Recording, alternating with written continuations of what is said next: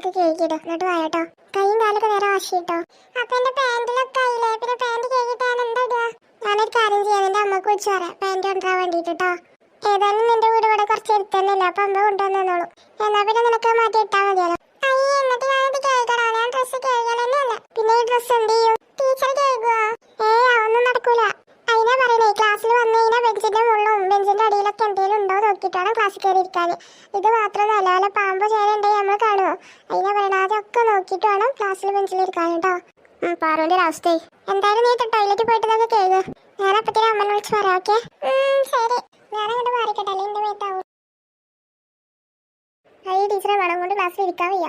എന്നാ പിന്നെ നിങ്ങളൊരു കാര്യം ചെയ്ത്, നിങ്ങൾ ആ പ്ലേ ഗ്രൗണ്ടില്ലേ അവിടെ പോയി കളിക്കട്ടോ. അപ്പത്തേനും ടീച്ചറൊക്കെ വൃത്തിയാക്കിയിട്ട് വന്ന് വിളിക്കാം.